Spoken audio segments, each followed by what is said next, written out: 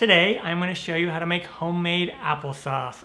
I have a large pot here, and what I did is I peeled and cored and then chopped 6 apples into chunks, and you can use whatever kind of apples that you want. I used 3 Granny Smith apples and 3 Gala apples. And then what I'm going to do is I'm going to add 1 cup of water. I'm using filtered water because my tap water tastes gross. And then I have 1/3 cup of white granulated sugar. And you could reduce that sugar if you want. I like my applesauce a little bit on the sweeter side. And then I have 1 teaspoon of cinnamon. And you could leave the cinnamon out if you want.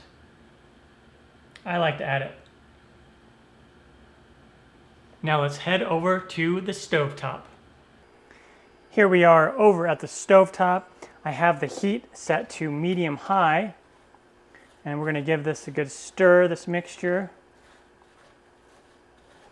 All right, and now we want to bring this to a boil. So I'm just going to stir it occasionally until it starts to boil. Okay, once the apples start to boil like this, I'm just going to give it a stir.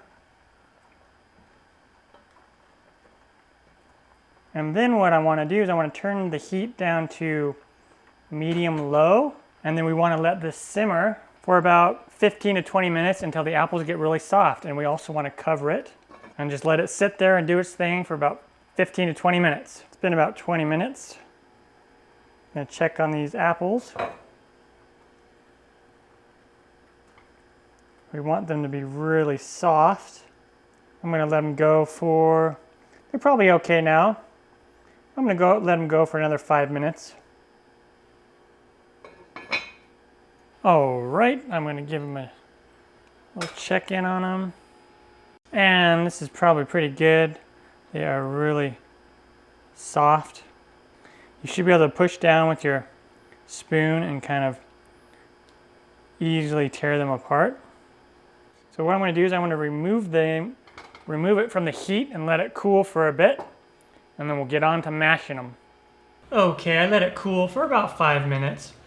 Another thing you'll notice is they're going to be semi-translucent, the apples, and that's another indication that they are done. And then what we want to do is come in with a fork, or you can come in with a pastry blender, a potato masher.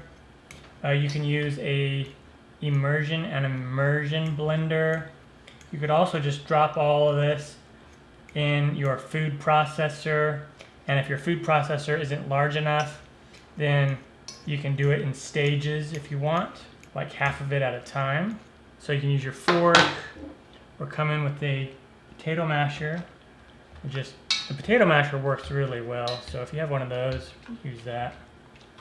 And we're just going to give this a good mash until it gets nice and blended all together. I like my homemade applesauce to be a little bit on the chunkier side. But if you want it to be really smooth, then you might want to use a food processor or that immersion blender. And this smells amazing. I can smell the cinnamon. Oh yeah, super excited for it. And you can serve it warm like this for a dessert. Maybe serve it with some ice cream, like some vanilla ice cream, or you can chill it completely. A lot of things you can do with it, but you will want to let it cool completely before you put it in the refrigerator. All right, and that's how easy it is to make homemade applesauce. And then I'm going to scoop some in this bowl with my ladle.